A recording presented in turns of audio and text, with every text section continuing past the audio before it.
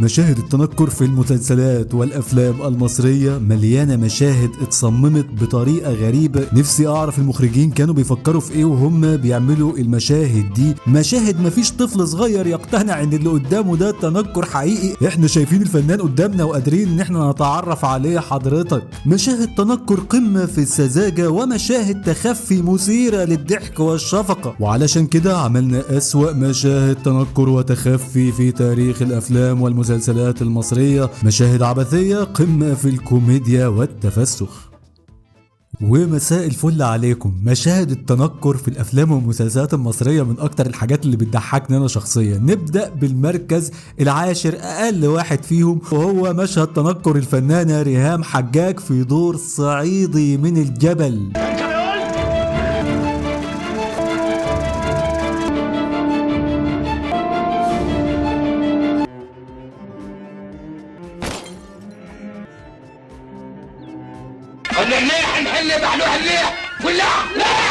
اول صعيدي الصراحه في حياتي اشوفه بقصه منزل القصه على عينيه. ولو مفيش انا جم ب10 كيفك، انا جم ب10 كيفك يا غدي.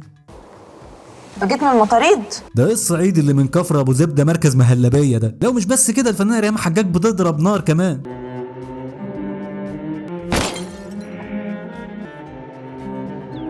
لا يا استاذه ريهام، الآلي ما بيتمسكش كده، ده خطر. ده غالبا مجرم او قاطع طريق، لما يطلع عليك يموتك هو هيموتك، بس هيموتك من الضحك.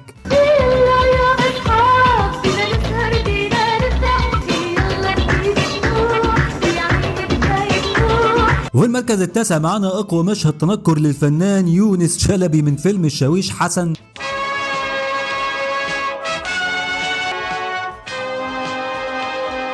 الشاويش حسن ده شاويش في البحرية، بيقابل احد الضباط وبيشوفوا ان هو شبه مجرم هم قتلوه اسمه سيد لعور. ايه رايك يا جلال؟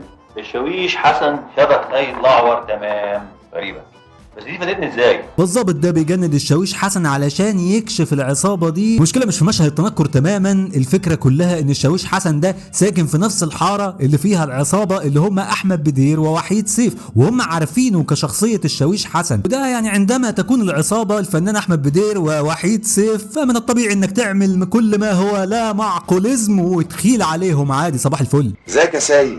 يسلم يا راتب. معانا مشهدين استثنائيين في هذا الفيديو. نبدأ بالمركز الثامن معانا، وهو مشهد من مسلسل لبناني.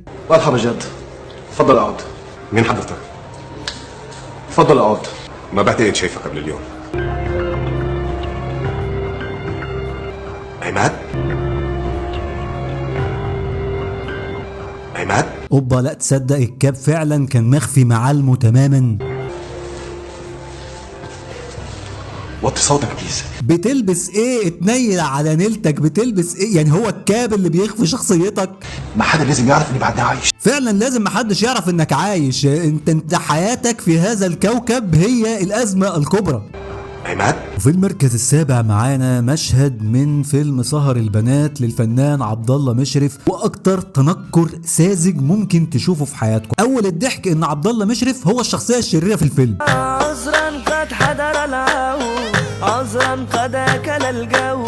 عبد الله مشرف بيدير شبكه ما يعني بتعمل في الاعمال المشبوهه، وبيحاول يحسن دخله بالنهار لان هو بيشتغل فرارجي في حاره. فكره بقى هنا في التخفي والتنكر اللي عامله الفنان عبد الله مشرف. هو بيبقى في الحاره لابس جلابيه وحاطط شنب، الليل يليل يروح شقة ما كده غريبة، يقلع الجلابية ويقلع الشنب ويروح عادي جدا الكباريه. الله أكبر، شفت كارير عظمة. الله اكبر عليك. سيبك بقى من الأربعة دول خالص، نخش بقى على العبث الأكبر. في المركز السابع معانا ومشهد من نفس الفيلم، وهو فيلم سهر البنات، أغبى مشهد تخفي في العالم. الفنان اللي بيقوم بدور صحفي دخل غرفة أحد رجال الأعمال في أحد الفنادق، وبيحاول إن هو يلاقي أي دليل ضده عشان يعمل عنه تحقيق صحفي، فبيفاجأ إن الراجل بيفتح عليه باب الأوضة وإن هو هيتكشف. طبيعي إن احنا نتخفى تحت السرير، جوه الدولاب، في البلكونة، حتى في الطراوة، ولكن الفنان اختار أغرب اختيار اختيار للتخفي، وان هو يجيب البطانيه ويلبسها كانه لابس عباءه هاري بوتر للتخفي. لا ومش بس كده، الراجل اللي دخل راح داخل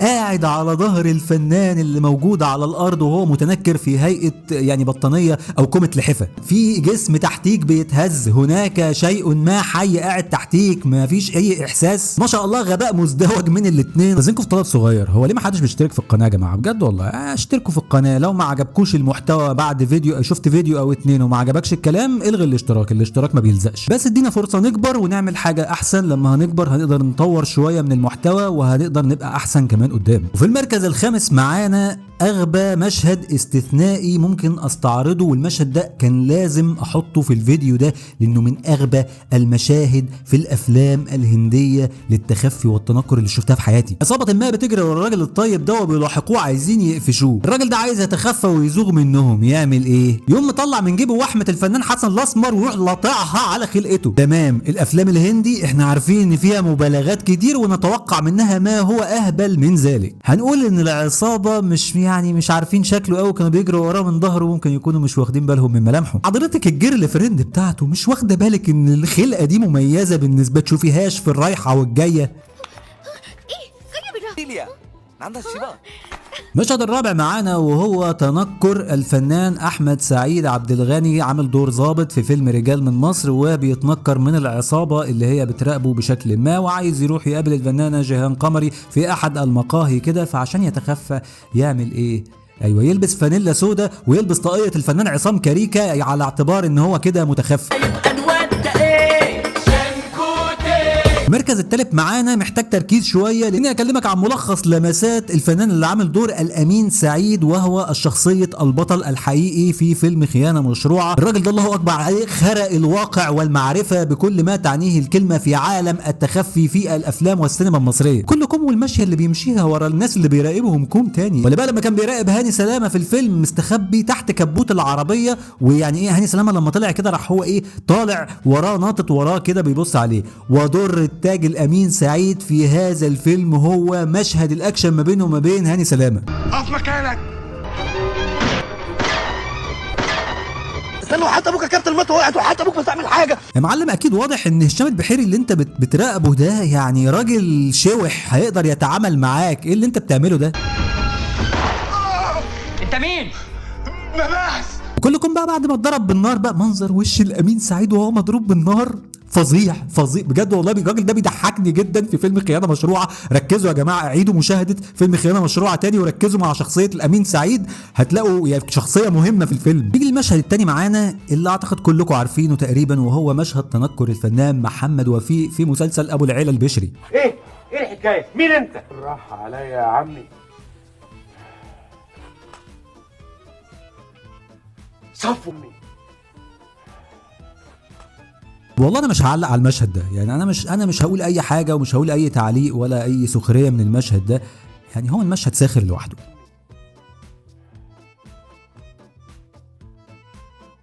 بس بجد يعني مشاهد ما يعلم بها الا ربنا. يبقى المركز الاول، يعني انا مش هقول لك، انت قول لوحدك. ها، مين في المركز الاول؟ قول يا لئيم، انت اكيد عارفه. عذرا قد حضر العو، عذرا قد اكل الجو. اشهر مشهد تنكر كوميدي في تاريخ الدراما المصريه. ولا مؤاخذه، فين العفش اللي انتوا عايزين تنقلوه؟ هو مين؟ اخوه. اخويا منصور هو فين منصور؟ منصور سميحه. منصور اخويا. انا المشهد ده برضه مش هعلق عليه لان هو يعني مشهد كوميدي لوحده، ولكن الفنان احمد عبد العزيز طلع من فتره كده بيعلق على المشهد ده. انا لابس منديل محلاوي رابط الدماغ كلها، وحاطط الشنب ده، سايق العربيه الكارو في الشارع. انا اريد ان اتخفى عن الشارع علشان ما حدش من الشارع يشوف ان منصور جه. طيب دلوقتي انت المفروض بتتنكر عشان الحاره، انت بتقول انت بتتنكر عشان الناس اللي بره او بيتنكر من الناس اللي بره. جميل، يعني انت برضو بالشنب اللي انت لازقه فوق الشنب والبتاع اللي انت حاططها المنديل اللي فوق راسك ده، انت كده متنكر. عذرا قد حضر العو. ده حقيقي مش مبرر، والمخرجين صراحه هم اللي بيعملوا كده في الفنانين. محدش يلوم يا جماعه الفنانين اللي بيقعوا في الادوار الغريبه في التنكر دي بتكون رؤيه المخرج. ولو ما شفتوش اسوأ 10 اغاني من افلام مصريه هسيب لكم الفيديو هنا دلوقتي، ادخلوا شوفوه، فيديو قمه في المسخره، في شويه اغاني يعني لنادية الجندي والهام شاهين كده، يعني ربنا يصبرنا جميعا. ادخلوا شوفوا الفيديو ده وقولوا لي رايكم فيه، واشوفكم على خير في فيديو جديد قريب. السلام عليكم.